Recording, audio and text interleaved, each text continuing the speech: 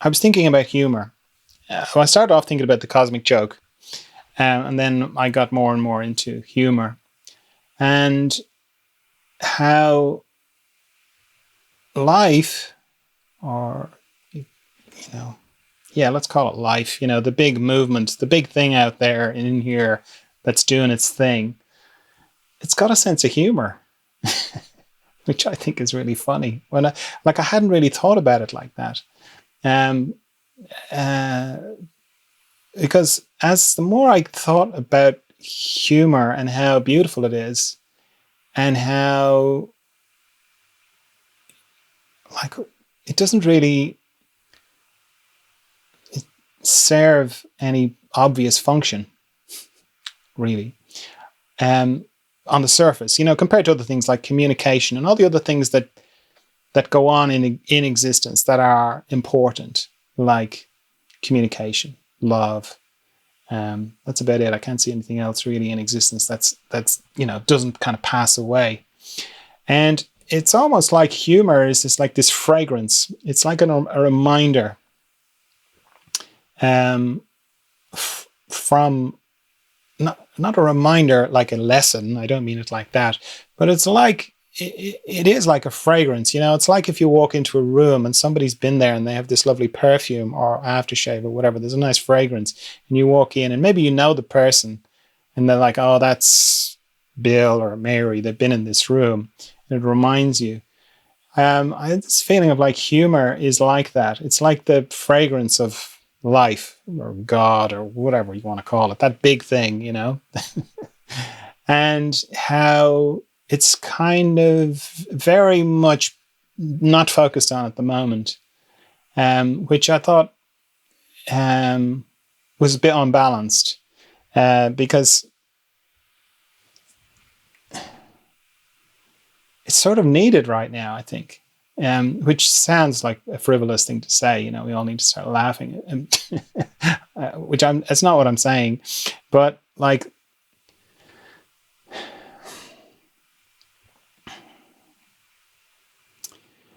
just thinking about different things that make me laugh, it's almost like I feel like I'm chuckling away all the time about things. And a lot of the times I'm chuckling at myself. And there's a very nice kind of compassionate, loving quality to it. Like say with meditation, if I'm in the middle of meditating and I discover that I'm thinking about something, and it's like, oh, there I am thinking again. I'll sort of bring my mind back to not thinking. But if I find myself thinking about something outrageous, like outrageously unconscious, like swearing at somebody, or like, I might sort of snap out of this big, complicated,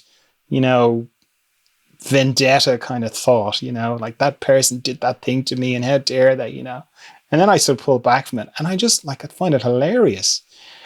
And I think that is a beautiful thing, but I think it is, as I say, it's like this fragrance of, it's like a divine fragrance, really, because when we say things like divine and life and the universe and all the things that, you hear, like these just words that are trying to describe this thing, this thing that we're trying to be close to and be part of and be one with, and that is us as well. It's often it doesn't seem to have that kind of humor element of it. So this idea that like, yeah, well, humor is like the life or the universe or all that. Yeah, it's got a really good sense of humor. It's got like probably the best sense of humor. And I know from my own experience that if I'm around people who don't have a good sense of humor, I get quite uneasy, because it's like they're just not getting the joke. And if they're not getting the joke, it seems like people who are very serious, they're the ones who do, or who don't have a good sense of humor, are very distanced from that kind of divine fragrance. And I mean, of course, there's all sorts of different twists on that. I mean, there's different people have different senses of humor. I get that. But then their humor can be used to get away from things. Like you can listen to people laughing. You can tell a lot by the way people laugh and what they laugh at and what they're trying to avoid. So I'm not talking about that there's no joy or mirth in that. And it's funny, like I'm not talking about jokes either or comedy or any of that kind of stuff, even though there can be that, divine fragrance of humor. I hadn't even put it in those terms till I just started talking about it. But yeah, you can get whiffs of it in some comedy, but it's more just seeing, like, oh yeah, that's right. I saw something. I saw somebody talking about something very passionately online, and they were, trying to express how, what they really felt, and they wrote this sentence, right? And it said, "I'm sure they would be internally grateful," right? Except they didn't write eternally; they wrote internally grateful. Okay, and it just I just started laughing when I read that, because it's like, oh, that's it. Like, it's that thing of, we take. I mean, I'm not disparaging that person, but we just take ourselves very seriously, and then we just unintentionally do something like that. And I think that's life. I think that's life just reminding us, this is not that serious. Or it's got, a beautiful humor to it as well, like to write internally grateful instead of eternally grateful. And, I mean, whenever I think about this kind of stuff, I always think about my that story about being in the Barry Long thing. And I mean, I've already talked about that, another thing, but those kind of situations where everything is very serious and holy and precious, and then just something happens. Somebody falls off the stage, or somebody slips on a banana skin. Well, nobody does that really. I've never seen that in real life. But we just let something slip to remind ourselves. And when I was looking at everything and what's happening, I was like, yeah, that I'm not seeing that. So yeah, that is what's been on my mind a lot this week, of number one, realizing how much I chuckle to myself as I discover things, and how soothing that is for me.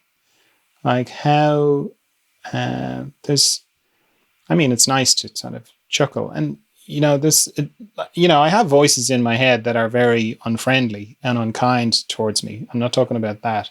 I'm not talking about that kind of sneering laughter. I'm talking about just genuine affection, when I discover I'm being really silly about something, or really caught up about something, It's like that thing of if I get really worked up about something, I kind of just suddenly I'll just remember, oh yeah, that's right. It's all going to disappear in a couple of hours when I go to sleep. All this, everything that I'm taking so seriously, it's just going to disappear. And then all going, well, it's going to reappear tomorrow morning where I left it. But it just is such a pleasant kind of punctuation to it. Anyway, just the thing of how sweet humor is, and how helpful it is, particularly now, and how I'm not seeing much of that in existence. So I'm hoping that will come a bit more. When I'm laughing at myself in that kind of affectionate way, it's very compassionate. It's very deeply compassionate, because it's, I don't know, I mean, consciousness is such a funny thing. Like, how can I have two parts of me? How can I have two parts of me? One part of me laughing at another part of me, like that's weird to start off with, but there it is, and everybody I think has that. And often, I can have arguments with 3 or 4 different parts of me going on inside, which is hilarious. But the part of me that is seeing the humor, well, actually, what it's more like?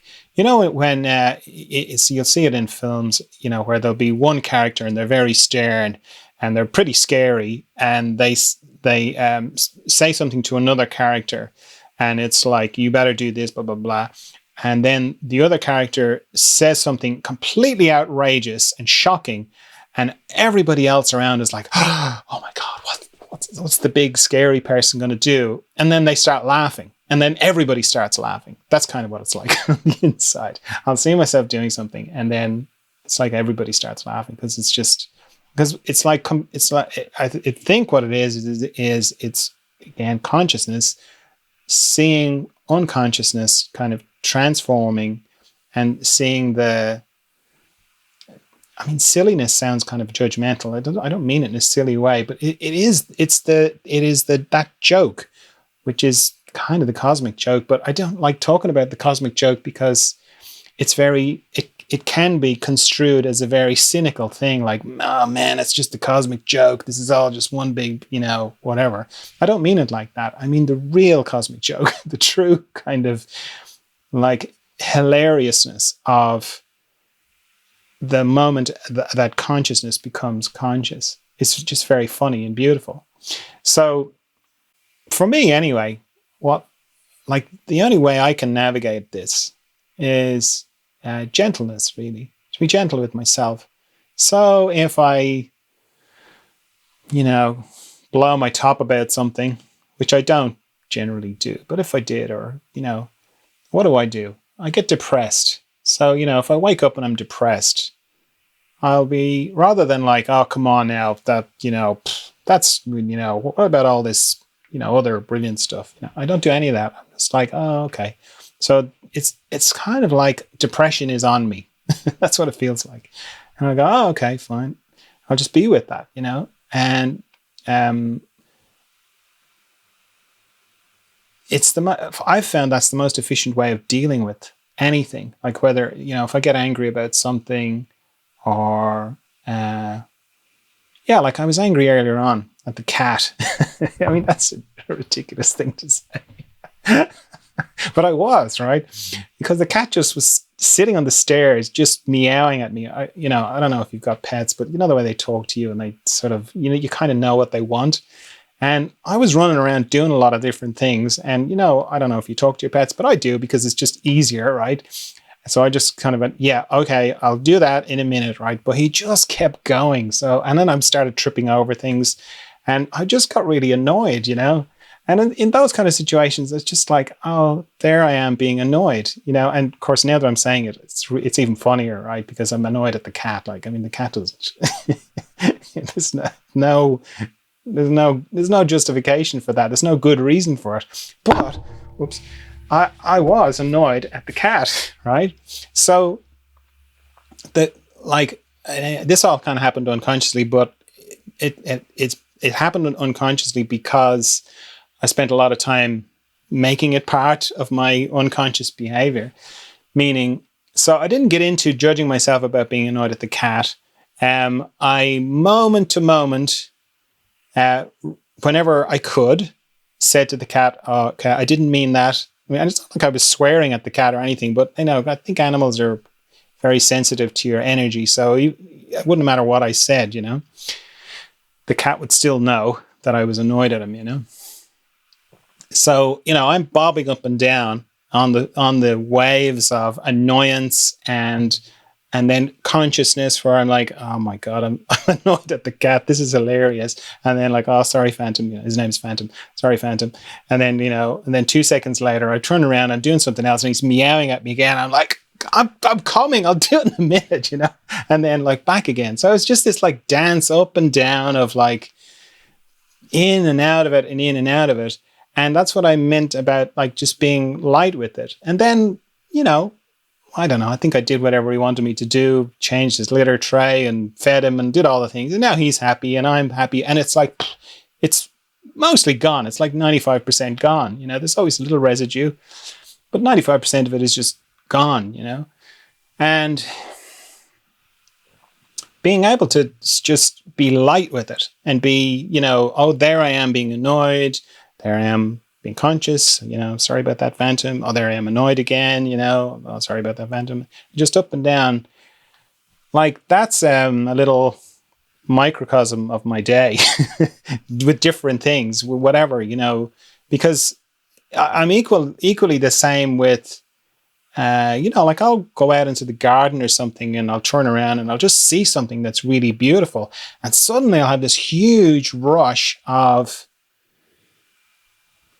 profound joy, but that's just the same, it's like, it's just the other end of the same kind of spectrum, I mean, I'd much prefer it to have more of those kind of experiences, but it's just the opposite of it, and, in the same way, it's like, oh, there I am feeling, profound, divine joy and oneness with this leaf that the sun is just hitting, that's just triggered this in me, but it's the same, like it goes up and down, and